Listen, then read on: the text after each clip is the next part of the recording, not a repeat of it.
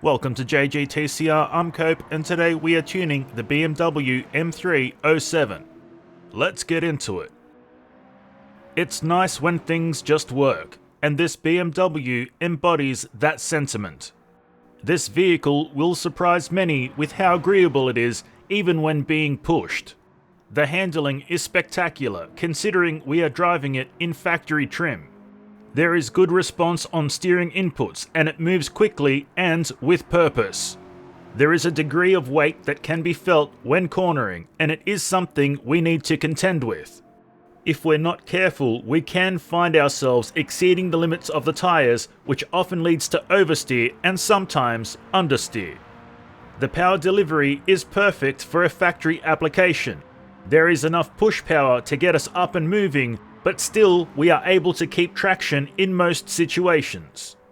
When slides do occur, they are relatively mild and extremely easy to control, making this M3 fun to race with the tail half hanging out.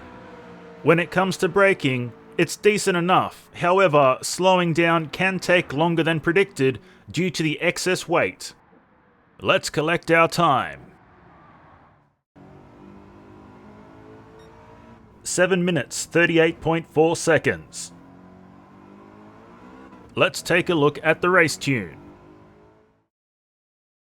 The tune for our M3 had to deal with both oversteer and understeer. The suspension and differential setup are geared more towards dealing with the oversteer, with the only concession being the body height adjustment, which is lower at the front than at the rear, while the mild understeer we were experiencing was dulled out by adding ballast of 20 at a ballast positioning of -40 over the front wheels.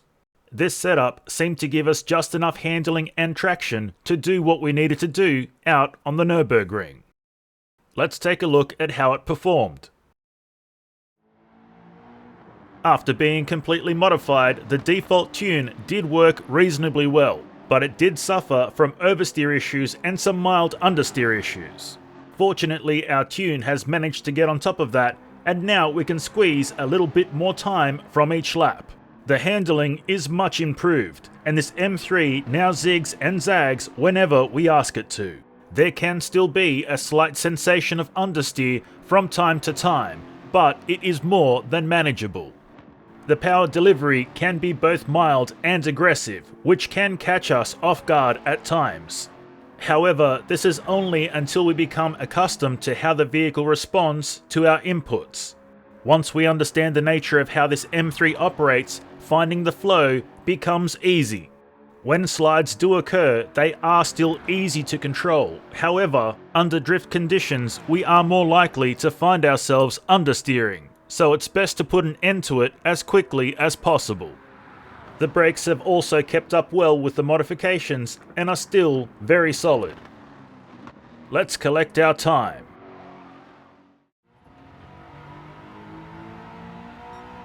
6 minutes 29 seconds flat. Onto the drift tune. A fairly standard drift setup for the M3. The only real point of interest here is the ballast has shifted from the front to the rear. This was to help us get more power to the ground and have more directional drift. Let's drift Suzuka. The BMW M3 07 does drift well when it's set up, but before we added the ballast over the rear wheels, it was a bit moody. Simply put, once we were settled into a drift, the tail end would start wandering on occasion.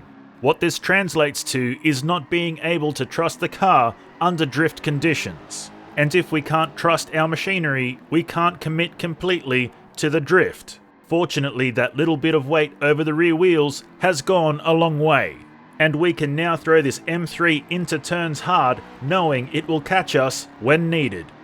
The handling is very crisp, making this BMW very easy to control while drifting.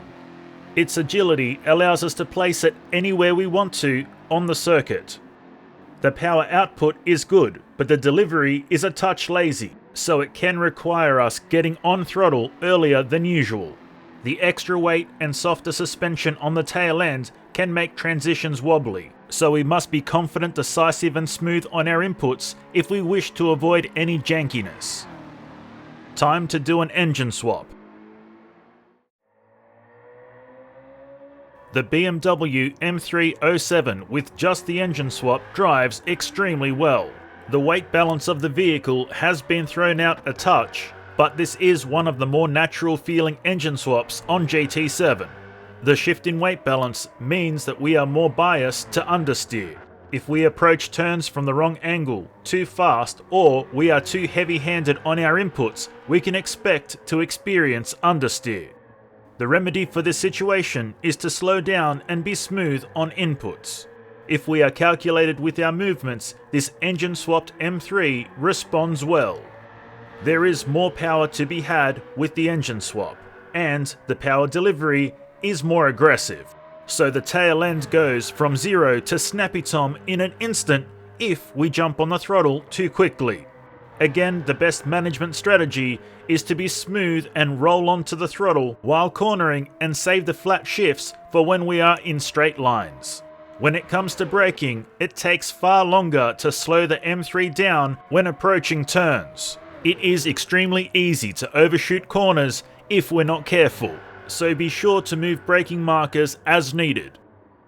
Let's collect our time.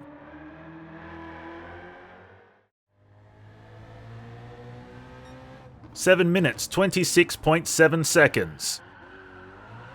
Let's get tuning. Our race tune for the M3 with the engine swap had to be more aggressive when dealing with the understeer issue. This is evident when looking at the front suspension in particular. In addition to our suspension setup, we again added ballast of 30 kilos at a ballast positioning of 30. This time over the rear wheels, as we had to make keeping traction of the tail end a priority. Let's see it in action. When engine swapped and tuned, this M3 drives much better, especially with the much needed aero to stabilize the vehicle. We have done well to tune out much of the understeer that we gained with the engine swap. However, there is still enough present to cause problems if we are careless with our driving. In most cases, this BMW will handle well, but as we push harder and harder, the understeer comes on stronger and stronger. It is usually bumps and unevenness in the road that begins our understeer journey. So it's best to use caution in these areas and while taking turns, and keep the flat foot action for dead straight road. There is a lot of power available to use, but the power delivery is quite aggressive. This can cause slides at odd times, sending us from grip nation to drift central in a heartbeat. In areas where caution is needed, it is best to use 80 to 90% throttle. This keeps the car stable in both steering and rear wheel traction until the danger has subsided. When it comes to braking, there are no issues at all of locking up or wrigglies, believe it or not. But it does still take a long time to slow down, so our brake markers must be adjusted accordingly. Let's collect our time. 6 minutes 23 seconds flat. Moving on to the drift tune. Our drift tune for the engine swapped M3 is very similar to the stock engine counterpart. Most of the changes were mild, but the most important, of course, is ballast, which has been set at 41 kilos at a ballast positioning of 35. This gives us a bit more push power and directional drift from the tail end, and again dulls out the same kind of moodiness we experienced with the stock version. Let's go drifting! When it comes to drifting the BMW M3 with the engine swap, it does feel almost the same as its non-engine swapped counterpart with some improvements. The tail end was a bit more moody, but the extra 10 kilos of weight over the rear wheels straightened that right out. The handling is quite malleable in most conditions, and it can handle a beating and aggressive throws even when bouncing off the limiter. This means we can attack turns with no fear, and that in itself is a superpower in drift. The adjustability while drifting is also commendable from this M3. It is easily placed on circuit and does so without hesitation. When it comes to power, there's plenty on tap, but what stands out is how it's delivered. It does come on strong and there is more bottom end to play with, but most importantly, it is consistent and reliable, making our drift easier to control and adjust when we need to. So for the smoother drift experience from the M3 chassis, the engine swap version is the way to go. And that's all we have for you today, so until next time, keep racing!